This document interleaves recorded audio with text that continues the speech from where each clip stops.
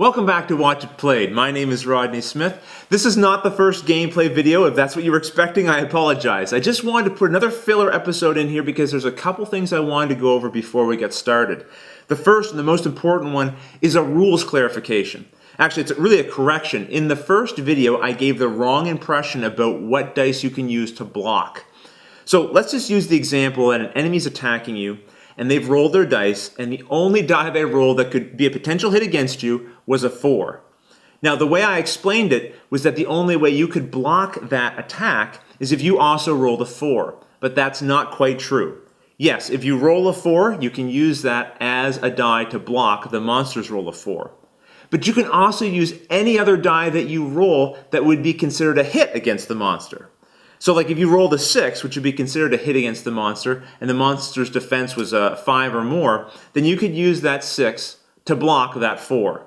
So it doesn't have to match. It either has to match or has to be a potential hit against the monster, and then you can use those dice to block. So hopefully that's clear.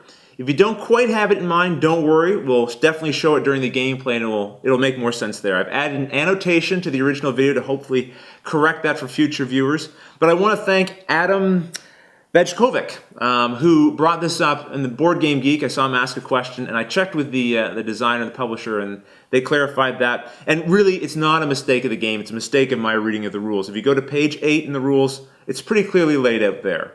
The other thing I wanted to explain was how we are going to involve you guys, our online viewers, in our gameplay.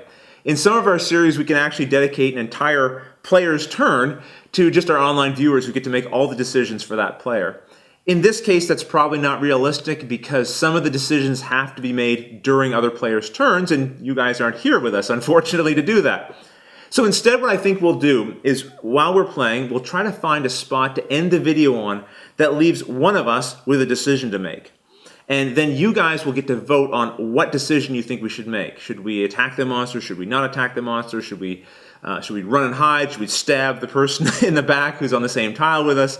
And that sort of thing. And whichever option gets the most votes, that's the one we'll go with. Now, the only thing about this that I didn't decide on is whether or not you would want me to end each video with one specific player that you're always going to be sort of assisting to make that decision. Like, would you always like to end the video with Luke, so you're always helping Luke, or maybe with Andrea, or me for that matter? Or would you like it to be random so that at the end of every video you might be helping somebody different? I wasn't sure whether or not you'd sort of enjoy helping one person in particular and then kind of rooting for that person to win throughout the series. Or if you just want it to be mixed up every time. So, tell you what, how about you guys leave comments in the YouTube channel, or rather with this video, and let me know, what method would you prefer? And we'll just go with whatever gets the most support.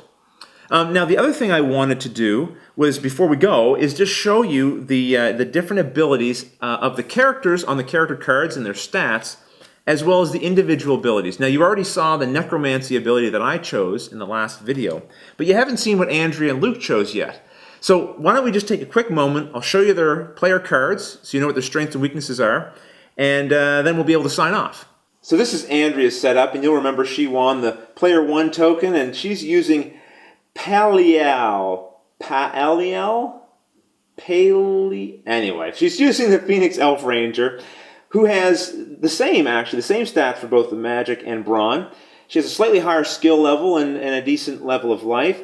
Now, she's got two base abilities, the Blessed ability and the Elder ability. The Blessed ability will allow her to remove an additional wound marker when she rallies. Remember, when you rally, you get to remove one wound marker. So effectively, she'll be removing 2 wound markers every time she gets to rally. Now, the Elder ability is kind of interesting. She gets to take half of her skill level rounded down. So currently, that would mean she gets to add 2 to either her brawn or her magic rating when she's making an attack.